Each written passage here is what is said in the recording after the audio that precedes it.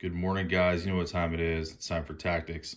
So it's early in the morning on Tuesday, October 7th, and I played a good one last night from the United States, from my country. He was an 1801, and it was a close game. I mean, I have a slightly better position here.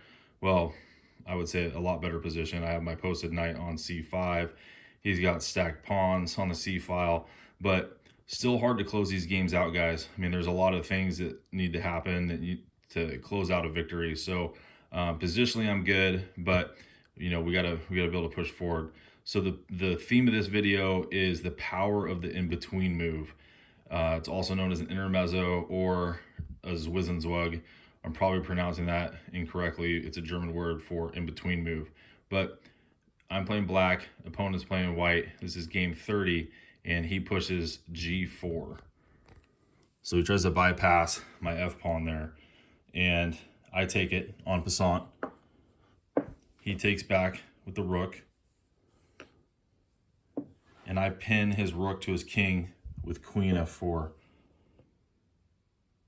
He tries to trade off queens now with queen d2. And I try something here.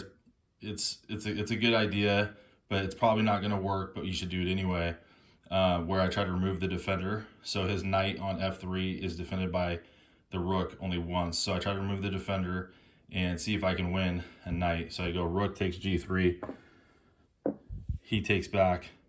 Well, he doesn't take the rook first. He takes my queen and tries his own in-between move. And pause your videos here, and what should you play?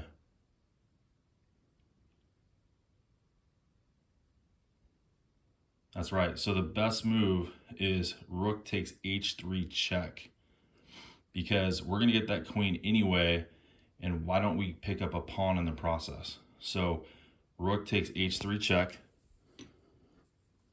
He takes with the bishop. Bishop takes h3.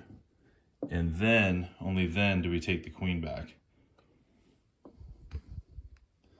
So another thing to take into consideration too is I saw him taking in this sequence with the bishop. So my bishop on d7 needs to be defended. So it's defended by the knight, because he takes with the bishop here, and then I take back with the knight. So that's critical too, because let's say that that knight wasn't on c5, then that bishop could have been hanging, and that would have actually been a bad decision. So you got to calculate all the way through.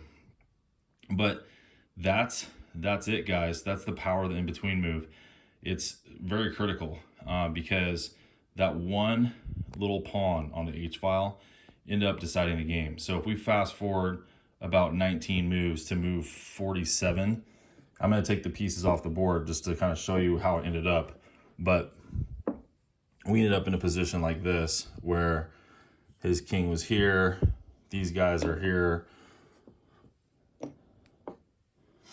and this is the position. But I was able to lock his king up on the king side with h5 check. He drops back here, and I move this way.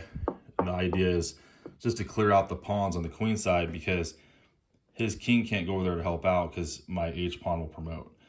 And that wouldn't have been a real issue had his h-pawn not been eliminated earlier. So it just goes to show, even a loss of a pawn could be the reason you end up losing the game, with you stealing a pawn with an in-between move.